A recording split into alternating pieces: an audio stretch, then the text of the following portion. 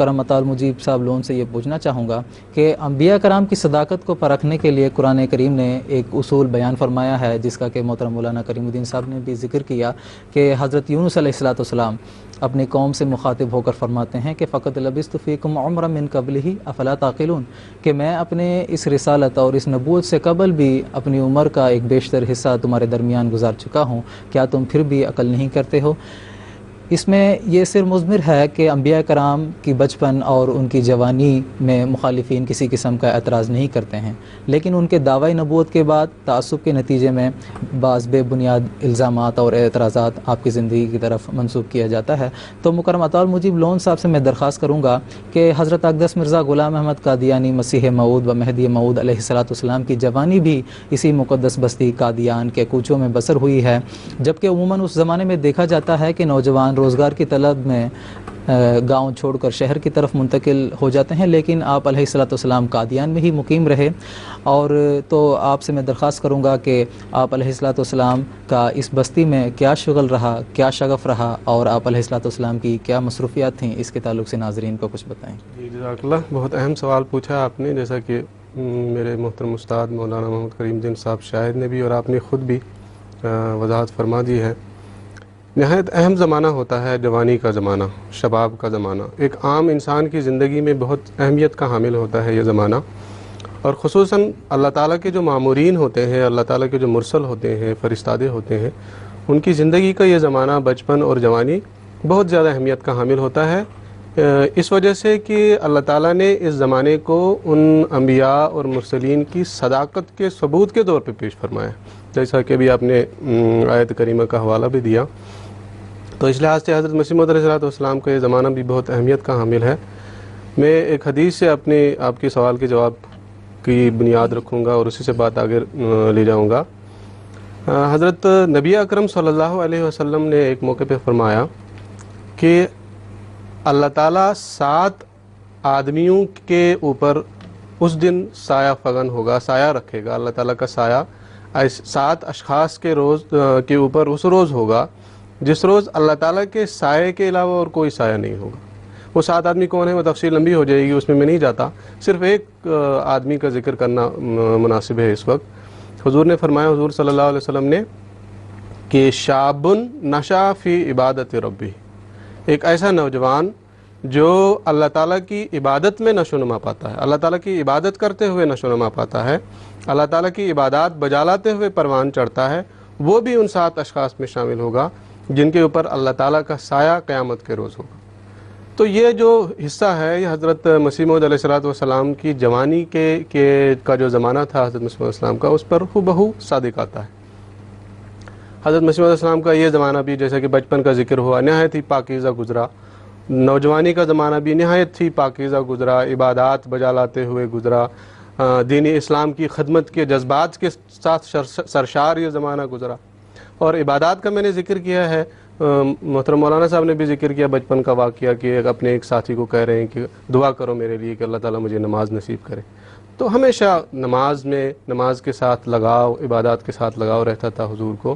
اور ایک واقعہ آتا ہے بڑا دلچسپ کہ ایک بار حضرت مرزا غلام مرتضیٰ صاحب جو حضرت مسیح موعود علیہ السلام کے والد تھے، ان کے پاس ان کے کوئی دوست ملنے آئے تو کہنے لگے کہ سنا ہے آپ کا ایک اور بیٹا بھی ہے، آپ کا بڑا بیٹا جن کا نام مرزا سلطان احمد صاحب تھا، مرزا غلام قادر صاحب تھا، ان سے تو ملاقات ہوتی رہتی ہے، لیکن آپ کا چھوٹا بھی بیٹا ہے، ان سے ملاقات نہیں ہوئی کبھی۔ تو مرزا غلام مرتضیٰ صاحب نے ان کو بتایا کہ وہ تو مسیتڑ ہے، یہ پنجابی کا لفظ استعمال کیا ہے انہوں نے کہ وہ مسیتڑ ہے، یعنی اس کا تو دل بس مسجدوں کے ساتھ لگا ہوا رہتا ہے، مسجدوں میں رہتا ہے۔ اور مسجدوں میں دل لگنے کا مطلب، مسیتڑ کہنے کا مطلب یہ ہے کہ وہ اللہ تعالیٰ کی عبادات بجا لانے میں اپنا زیادہ سے زیادہ وقت صرف کرتے تھے، چاہے وہ نماز کی صورت میں ہوں یا کسی اور صورت میں ہوں، اللہ تعالیٰ کا ذکر الہی کرنے کی صورت میں ہوں، زیادہ سے زیادہ وقت آپ علیہ السلام کا مسجد میں گزرتا تھا۔ اور پھر نماز کا ذکر ہوا، نماز کے علاوہ روزہ بھی اللہ تعالیٰ کی ایک اہم عبادت ہے۔ رمضان کے روزے چھوڑنے کا تو تصور ہی نہیں ہو سکتا تھا کہ رمضان کے روزے چھوڑ سکتے۔ آپ علیہ السلام اس کے علاوہ نفلی روزے رکھا کرتے تھے اور مہینوں رکھا کرتے تھے۔ 1875-76 کا واقعہ آتا ہے، آپ نے خود بیان فرمایا ہے کہ میں نے 8-9 ماہ کے مسلسل روزے رکھے۔ اور یہ روزے بھی کیسے رکھے یہ فرماتے ہیں کہ شروع میں تو میں ایک ٹائم کھانا کھا لیا کرتا تھا پورا پیٹ بھر کے، تو مجھے خیال آیا کہ ایک ٹائم کھانا پیٹ بھر کے کھا رہا ہوں، اس سے کوئی فائدہ نہیں ہو رہا، تو آپ نے ایک روٹی سے گزارا کرنا شروع کیا، پھر اس کو بھی کم کیا اور چند لقموں پہ گزارا کرتے تھے، 24 گھنٹے کا پورا دن رات چند لقموں پہ گزارا کرتے تھے، اور جو کھانا گھر سے آتا تھا منگاتے تھے گھر سے، بیت الریاضت میں یہ سارے روزے حضور علیہ الصلوۃ والسلام نے رکھے،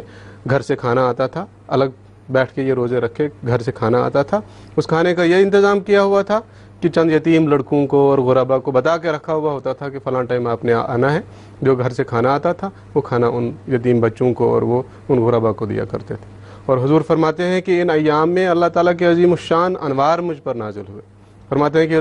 نور کے ستون تھے، جس کا کسی کا کوئی رنگ تھا، کسی کا کوئی رنگ تھا، اور آسمان کی طرف جا رہے تھے، اور فرماتے ہیں کہ مختلف انبیاء اور اولیاء سے میری ملاقات ہوئی ان روزوں کے درمیان، حضرت نبی اکرم صلی اللہ علیہ وسلم کی زیارت بھی ان روزوں کے درمیان آپ علیہ الصلوۃ والسلام کو نصیب ہوئی۔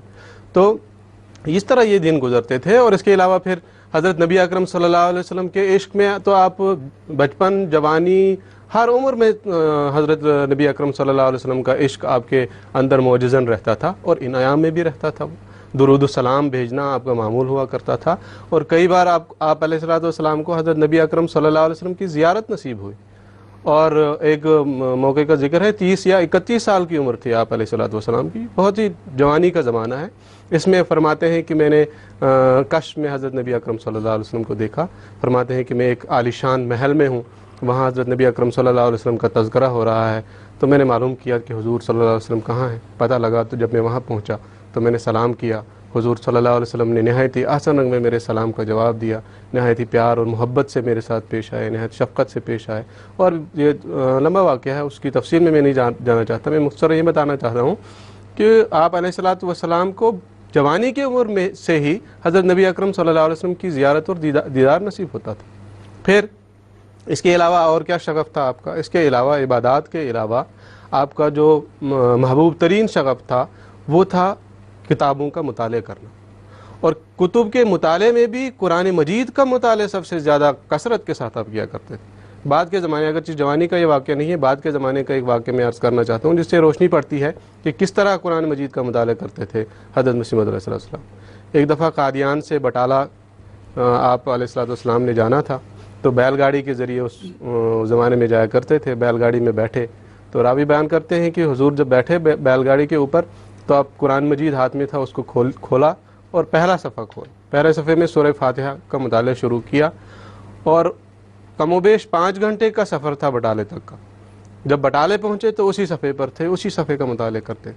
تو اسے یہ پتہ لگتا ہے کہ 5 گھنٹے کے اندر صرف سورہ فاتحہ کا مطالعہ آپ علیہ الصلوۃ والسلام نے فرمایا۔ کتنا انہماک تھا آپ کا قرآن مجید کے مطالعے میں، اور بچپن کے زمانے میں یا جوانی کا زمانہ جس کا میں ذکر کر رہا ہوں، اس میں اس سے بھی زیادہ انہماک سے آپ نے قرآن مجید کا مطالعہ کیا ہوگا۔ آپ کے بیٹے، بڑے بیٹے مرزا سلطان احمد صاحب کی ایک روایت آتی ہے، وہ فرماتے ہیں کہ حضرت مسیح موعود علیہ السلام کے پاس ایک قرآن ہوا کرتا تھا، اس کو کثرت کے ساتھ حضور صلی اللہ علیہ وسلم پڑھتے تھے، جگہ جگہ نشان لگائے ہوئے تھے، حاشیے چڑھائے ہوئے تھے، نوٹ لکھے ہوئے تھے قرآن مجید میں، اور ان کا بیان ہے، کہتے ہیں کہ میرا اندازہ ہے کہ کم و بیش 10,000 مرتبہ حضرت مسیح موعود علیہ السلام نے یہ قرآن مجید پڑھا ہوگا۔ جوانی کے زمانے سے شروع کیا، کیونکہ آپ نے ایک عزم کیا ہوا تھا اور اللہ تعالیٰ نے آپ کو معمور کرنا تھا، تو یہ ساری چیزیں بچپن جوانی کے زمانے سے اللہ تعالیٰ نے آپ کو سکھانی شروع کی۔ پھر مطالعے کا یہ عالم ہوا کرتا تھا، ایک دفعہ آپ کے والد نے ایک شخص کو آپ کے پاس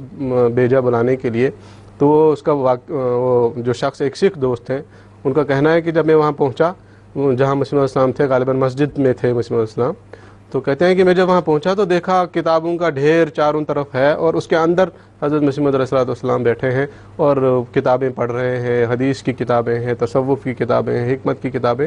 غرض ہر قسم کی کتابیں حضرت مسیح موعود السلام اس زمانے میں بھی منگایا کرتے تھے، اور ان کتابوں کا نہایت ہی انہماک کے ساتھ مطالعہ کرتے تھے۔ آپ کے والد کا آپ فرماتے ہیں کہ میرے جو والد تھے وہ متفکر ہوا کرتے تھے کہ میری کہیں اس کثرت مطالعے سے طبیعت خراب نہ ہو جائے، اور بار بار بلاتے تھے کہ گھر کے کام کی طرف بھی توجہ دو، اور چنانچہ اپنے اطاعت کا حق ادا کرتے ہوئے، اپنے والد کی اطاعت کا حق ادا کرتے ہوئے دنیاوی کاموں میں بھی حصہ لیا، جیسا کہ آپ کے والد نے فرمایا، زمینوں کے کام آپ کے سپرد کیے گئے، مقدمات کی پیروی کے کام آپ کے سپرد کیے، چنانچہ آپ نے بخوبی وہ کام نبھائے، اور ان مقدمات کی پیروی کے دوران بھی ایسے عظیم واقعات ملتے ہیں آپ علیہ الصلوۃ والسلام کے جو آپ کی سیرت پر روشنی ڈالتے ہیں. زیادہ واقعات تو بیان نہیں کیا جا سکتا وقت کی رعایت سے.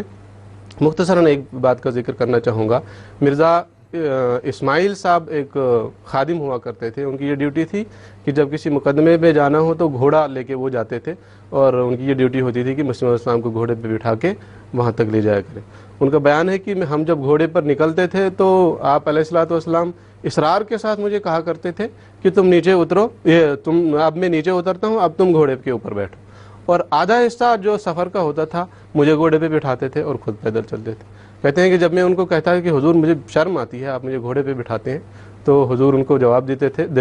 تھے فرماتے ہیں, حضور فرماتے تھے کہ آپ کو شرم آتی ہے گھوڑے پہ بیٹھ کے, مجھے جب پیدل چل کے شرم نہیں آتی ہے تو آپ کو گھوڑے پہ بیٹھ کے کیوں شرم آتی. تو اور بھی بہت سارے واقعات ہیں, وہ سارے بیان نہیں کیے جا سکتے.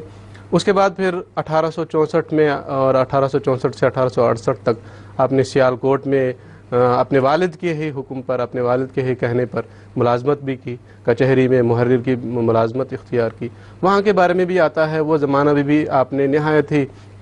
عاجزی انکساری کے ساتھ عبادات الہی بجا لاتے ہوئے اور مطالعہ کرتے ہوئے گزارا ہے. ملازمت کے بعد جب واپس آتے تھے اس جگہ جہاں آپ کا قیام تھا تو یہ معمول ہوا کرتا تھا آپ کا عبادات الہی یا پھر کثرت کے ساتھ مطالعے. دروازہ بند کر کے بیٹھ جاتے تھے اور مطالعہ شروع کر دیتے تھے. وہاں جن کے ساتھ آپ کا اٹھنا بیٹھنا تھا, جن کے ساتھ ملاقات تھی, انہوں نے بعد میں بیان کیا اس بات کو کہ کتنی صالح اور پرہیزگاری کے ساتھ آپ نے اپنی جوانی کا